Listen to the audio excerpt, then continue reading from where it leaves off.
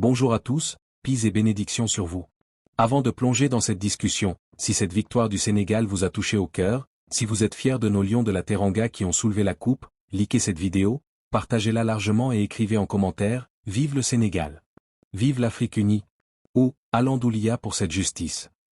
Et n'oubliez jamais de commencer votre journée par le souvenir de Dieu et la prière sur notre prophète bien-aimé, paix et salut sur lui. Franchement, quand je repense à cette finale contre le Maroc, à cette CAN 2025 organisée chez eux, je ressens encore toutes les émotions mélangées, la joie immense, la fatigue, mais surtout une immense gratitude envers Dieu. Ce n'était pas seulement un match de football. C'était une épreuve, un vrai test de caractère pour toute l'équipe. On a gagné 0 contre 1 grâce à ce but magnifique de Pape Gueye en prolongation, mais le chemin pour arriver là, croyez-moi, il a été semé d'embûches. Dès le début du tournoi, on sentait une pression particulière. On jouait contre des équipes solides, bien sûr, mais il y avait aussi des décisions arbitrales qui nous laissaient perplexes, des moments où on se disait, est-ce que tout est vraiment équitable? Je ne vais pas pointer du doigt qui que ce soit, car le football reste un sport humain, avec des erreurs possibles. Mais quand vous enchaînez les matchs et que vous voyez des pénaltys non sifflés, des cartons distribués de façon inégale, des hors-jeux litigieux, ça pèse sur le moral. On a vu ça dès notre premier match, puis contre d'autres adversaires, et ça a culminé en finale. Et puis il y a eu ce moment, à la fin du temps réglementaire. L'arbitre siffle un pénalty pour le Maroc. Honnêtement, sur le terrain, on était choqués. Beaucoup d'entre nous ont senti l'injustice, la frustration a monté. Certains joueurs ont commencé à quitter la pelouse, l'entraîneur aussi était furieux. À ce moment-là, je me suis dit, si on abandonne maintenant, on donne une image qu'on ne veut pas. On n'est pas venu jusqu'ici pour ça. J'ai pris la parole dans le vestiaire, calmement mais fermement.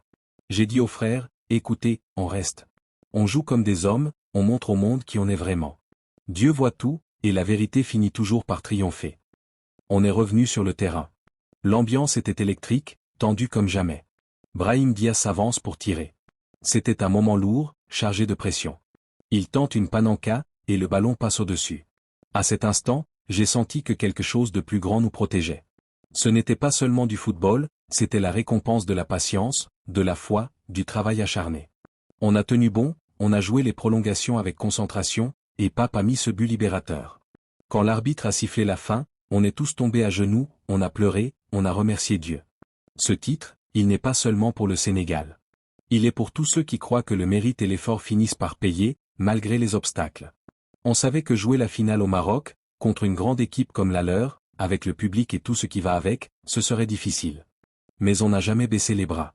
On a prouvé que la volonté, la solidarité et la foi peuvent renverser n'importe quelle situation. Et là, je tiens à dire un immense merci, du fond du cœur, à nos frères et sœurs algériens. Vous avez été extraordinaires. Depuis l'Algérie, vous nous avez envoyé des messages, des prières, une énergie incroyable. Vous avez suivi chaque match, vous avez vibré avec nous, vous avez partagé notre joie et notre combat. Quand on lisait vos commentaires, quand on voyait vos vidéos de soutien, ça nous donnait des ailes. Vous n'étiez pas juste des supporters lointains, vous étiez avec nous sur le terrain, dans notre cœur. Merci pour cet amour fraternel. Vous avez contribué à cette victoire autant que nous. L'Afrique est une famille, et dans les moments difficiles, on voit qui est vraiment là.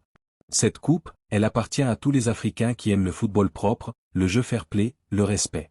Elle montre que rien n'est écrit d'avance, que la détermination et l'honnêteté triomphent toujours.